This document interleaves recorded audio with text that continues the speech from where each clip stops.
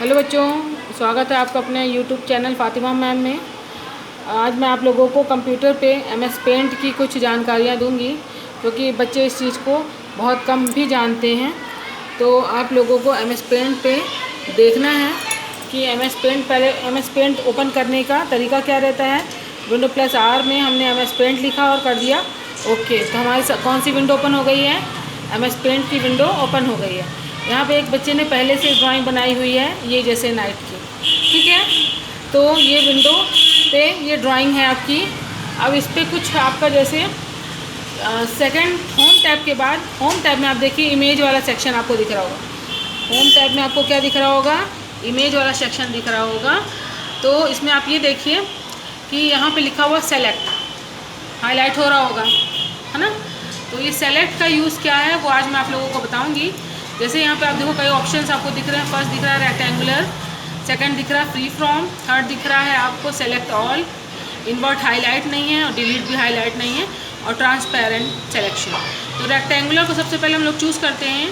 और ये देखो एक स्टार बना हुआ है, मैंने यहाँ पे उसको उसके साथ एक मून को मैंने क्या कर लिया है, सेलेक्ट कर लिया। जैसे सेलेक्ट किया है देखो वो चीज़ क्या है आपकी पेज से क्या आ गई है, देखिए वो इतना हिस्सा मैंने अलग काट दिया है उसको। अब मैं उसे कहीं भी ले जाके यहाँ पे क्या कर सकती हूँ, सेट कर सकती हूँ। तो रेक्टेंगुलर शेप का मतलब आई थिंक आप समझ गए होंगे कि उसे किस आकार में काटना है, सेलेक्ट करना है रेक्टेंगुलर। नेक्स्ट आपका आता है फ्री फ्रॉम सिलेक्शन। ये क्या रहेगा, जैसे अभी उसमें एक आयताकार भुज आपकी बन गई थी, लेकिन यहाँ पे जैसे मुझे सिर्फ ये स्टार को इस शेप में काटना है, तो ये मैंने इसको सेलेक्ट किया। ये देखो स्टार आपको दिख रहा होगा कि कैसे मैंने उस स्टार को उसके बेस के साथ काटा है पीछे। तो ये किसी भी शेप में आप काट सकते हैं, ज़रूरी नहीं इसका आकार आयताकार हो, ठीक है। नेक्स्ट आपका आता है सेलेक्ट ऑल।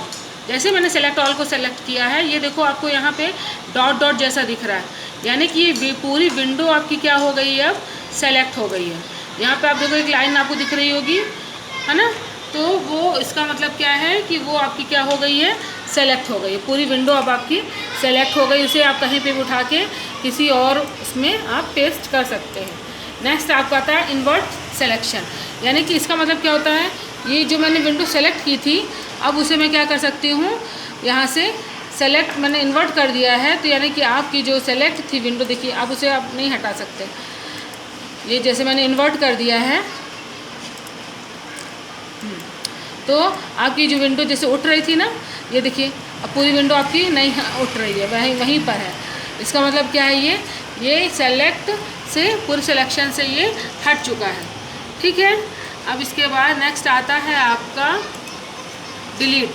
अगर मैंने इसे यहाँ से डिलीट का ऑप्शन चूज़ किया है, तो ये देखो जैसे मैंने इसे सेलेक्ट किया और यहाँ से मैंने क्या कर दिया है, डिलीट। तो ये यहाँ से क्या हो जाएगा आपका कट कॉपी पेस्ट, ठीक है। अब इसके बाद आपका ऑप्शन आता है, ये देखिए दोनों हाईलाइट होना बंद हो गए हैं, क्योंकि ये सेलेक्ट जब होता है तभी उसके बाद इन्वर्ट और डिलीट आपका ऑप्शन ओपन होता है, ठीक है। उसके बाद आपका आता है ट्रांसपेरेंट सिलेक्शन। तो ट्रांसपेरेंट सिलेक्शन को जैसे मैंने यहाँ से इसे चूज़ किया, ठीक है। अब इसके बाद मैंने इसे क्या किया है, ट्रांसपेरेंट। तो यानी कि इससे मैं सेलेक्ट करके कहीं पे भी जो है इसे लगा सकती हूँ। आई होप मेरी बात आपकी समझ में आई होगी और वीडियो आपको पसंद आई होगी। बच्चों चैनल को सब्सक्राइब कीजिए, लाइक कीजिए और शेयर कीजिए। शुक्रिया।